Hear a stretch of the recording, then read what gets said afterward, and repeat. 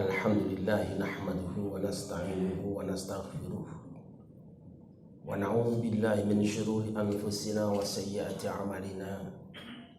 Man yahdihillahu fala mudilla lahu wa may yudlil fala hadiya lahu. Asyhadu an la ilaha illallah wahdahu la syarika lah wa asyhadu anna Muhammadan abduhu wa rasuluhu la nabiyya ba'dah.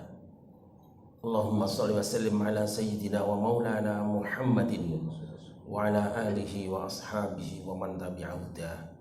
Amma ba'du fa ya ibadallah ittaqullaha haqqa tuqatih wa la tamutunna illa wa antum muslimun. Jika dikisahkan nabi-nabi terdahulu, maka yang terbayang di benak kita adalah kehebatan fisik dan mukjizatnya. Ketika dikisahkan Nabi Nuh, yang terbayang adalah seorang nabi yang gagah perkasa, punya perahu besar dan tidak tenggelam saat terjadi banjir besar. Persis begitu di dalam Al-Quran. Ketika dikisahkan Nabi Sulaiman, yang terbayang adalah seorang nabi yang gagah perkasa, kaya raya, banyak istrinya, banyak hartanya, tinggi jabatannya, bisa mengendalikan angin, bisa berjalan cepat angin, punya pasukan bangsa jin, dan bisa bicara dengan segala binatang. Persis begitu di dalam Al-Quran. Jika dikisahkan Nabi Ibrahim, yang terbayang di benak kita adalah seorang nabi yang gagah perkasa, yang tidak mempan dibakar api yang sangat besar. Persis begitu di dalam Al-Quran. Jika dikisahkan Nabi Musa, yang terbayang adalah seorang nabi yang gagah perkasa, punya tongkat, bisa berubah menjadi ular, bisa memancarkan 12 mata air, dan bisa membelah lautan. Persis begitu di dalam Al-Quran. Jika dikisahkan Nabi Isa, yang terbayang adalah seorang nabi yang sopan santun, gagah perkasa, tidak sempat menikah, bisa membuat macam-macam penyakit, menyembuhkan orang kesurupan, bahkan bisa menghidupkan orang yang telah mati. Persis begitu dalam Al-Quran. Tetapi jika dikisahkan baginda Nabi besar Muhammad sallallahu alaihi wasallam, bukan ini yang terbayang. Mengapa? Karena dua hal.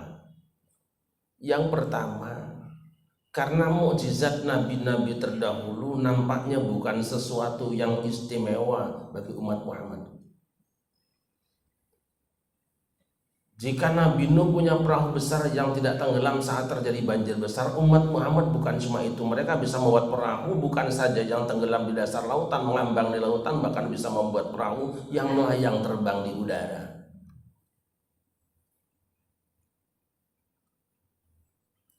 Jika Nabi Musa bisa memancarkan 12 mata air dengan tongkatnya, tidak aneh dengan umat Nabi Muhammad. Karena apa? Umat Muhammad bisa menciptakan mesin air yang bisa memancar jutaan jumlahnya sepanjang tahun dan bisa digunakan bersama-sama. Tidak aneh dengan umat Muhammad. Jika Nabi Isa bisa menyembuhkan macam-macam penyakit, jutaan dokter telah dilahirkan di tengah umat Muhammad. Jika Nabi Isa bisa menyembuhkan orang yang kesurupan, tidak aneh dengan umat Muhammad. Anak-anak pun sekarang sudah bisa menyembuhkan orang yang kerasukan setan. Jika Nabi Isa bisa menghidupkan orang yang telah mati, dalam prediksi Al-Quran, satu saat umat Nabi Muhammad bukan cuma menghidupkan yang telah mati, tapi mereka bisa menciptakan manusia tanpa ovum dan sperma. Tidak aneh. Ini yang pertama. Yang kedua, karena mukjizat Nabi terdahulu sungguh pun telah membuat para nabi itu istimewa, tapi kurang efektif digunakan untuk mengumpulkan massa. 950 tahun Nabi Nuh berdakwah dengan perahu yang sangat hebat itu, ujung-ujungnya apa yang terjadi? Umatnya ditenggelamkan di depan matanya. Mengapa? Karena ketika dia dicaci maki, ketika dia disakiti, dihina, kemudian dia berdoa kepada Allah, Rabbi la tadhar 'alal ardi minal kafirin dayyara innaka in tadharhum yudillu 'ibadak wa la yalidu illa fajiran kafara. Tuhan, jangan biarkan ada orang-orang yang kafir hidup gentayangan di muka bumi, sebab kalau kau biarkan mereka akan melahirkan orang-orang kafir dan jahat pula. Hancurkan mereka semua ya Allah. 950 tahun berdakwah, dihancurkan umatnya, yang selamat hanya orang yang ikut di perahunya.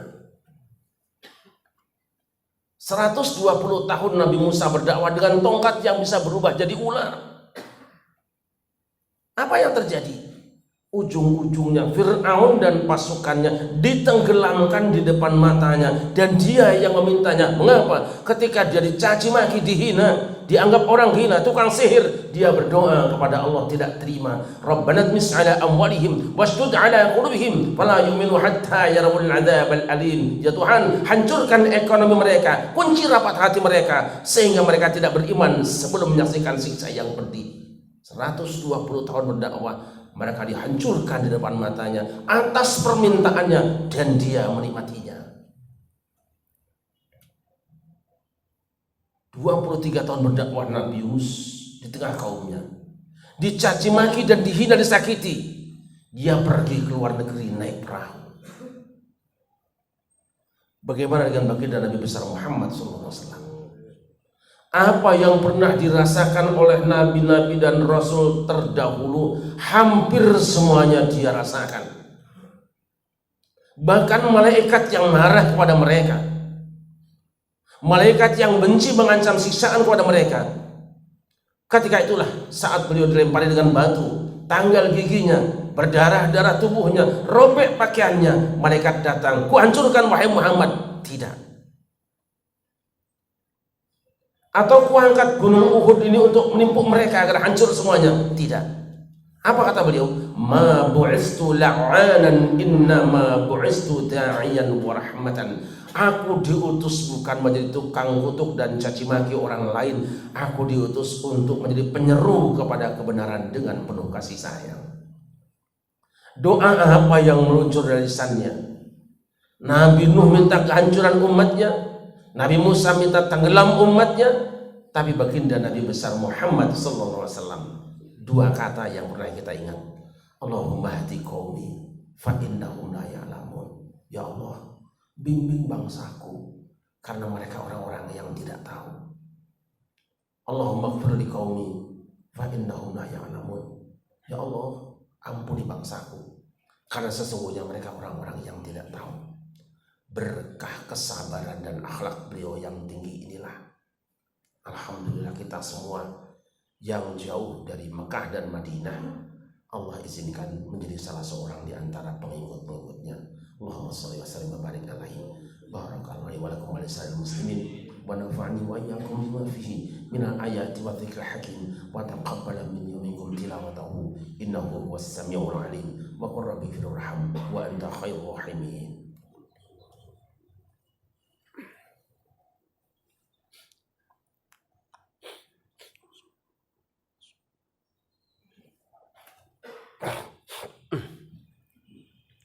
Alhamdulillah hamdan katsiran kama amar. Asyhadu an la ilaha illallah wahdahu la syarikalah irghaman liman jahada bihi wa kafar. Wa asyhadu anna Muhammadan abduhu wa rasuluhu sayyidul khalaiq wal bashar. Amma ba'du fa ya ibadallah ittaqullaha wa antahu amma nahakum wazajar. Senjata Rasulullah bukan tongkat yang bisa patah, bukan perahu yang bisa lapuk, bukan api yang bisa padam. Dia punya senjata yang tidak bisa dipatahkan, tidak pernah lapuk, tidak pernah padam, tetapi justru bisa diwariskan ila yaumil qiyamah. Allah sendiri yang mengumumkan, wa innaka la'ala khuluqin 'azim. Sungguh engkau Muhammad, hidupmu berlapiskan budi pekerti yang agung. Yang mengatakan pekerti yang agung bukan tim suksesnya, bukan keluarganya, bukan sahabatnya saja, musuhnya saja, tetapi yang mengumumkan adalah Allah Subhanahu wa Ta'ala, penciptanya. Pantas beliau mengatakan, innama bu'itsu liutammima makarimal akhlaq. Aku diutus semata-mata untuk menyempurnakan budi pekerti yang mulia. Beliau berceramah, beliau ngaji, beliau hijrah, beliau jihad dan berdarah-darah, beliau berdoa, hanya satu tujuannya, ingin agar supaya dunia dipenuhi dengan akhlakul karimah. Oleh karena itu beliau pernah mengatakan akmalul mu'minina imanan ahsanuhum khuluqa. Puncak keimanan seorang beriman yang berada di puncak ketinggian iman ditandai dengan baiknya budi pekerti. Dan beliau pernah berdialog dengan sahabatnya, tahukah kamu semua siapa orang yang paling aku cintai dalam hidup ini dan paling dekat nanti tempatnya dengan aku di dalam surga? Para sahabat menjawab tidak tahu, dan beliau mengatakan, inna ahabbakum ilayya wa aqrabakum minni majlisan yaumil qiyamah ahsanukum khuluqa. Orang yang dalam hidup ini paling aku cintai dan kelak yaumul qiyamah paling dekat tempatnya tinggalnya dalam surga dengan aku adalah orang yang paling baik akhlaknya. Mudah-mudahan Allah Subhanahu wa taala membimbing akhlak kita semuanya. Wa'lamu annallaha amrakum amran 'azima wa qala jalla jalaluhu 'alima innallaha wa malaikatahu yusholluna 'alan nabi ya ayyuhalladzina amanu shallu 'alaihi wa sallimu taslima. Allahumma shalli 'ala sayyidina Muhammad wa 'ala ali sayyidina Muhammad sayyidil awwalin wal akhirin wa sallam radhiyallahu tabaraka wa ta'ala an kulli sahabati Rasulillah ajma'in. Allahumma ighfir lil muslimina wal muslimat wal mu'minina wal mu'minat al ahya'i minhum wal amwat innaka sami'un qaribun mujibud da'wat. Rabbana la tuzigh qulubana ba'da idh hadaitana wa hab lana min ladunka rahmatan innaka antal wahhab. Rabbana atina fid dunya hasanah wa fil akhirati hasanah wa qina adzabannar. Walhamdulillahi rabbil alamin. Ibadallah, innallaha ya'muru bil 'adli wal ihsan wa ita'i dzil qurba wa yanha 'anil fahsya'i wal munkari wal baghi ya'idukum la'allakum tadhakkarun wa la dzikrullahi akbar.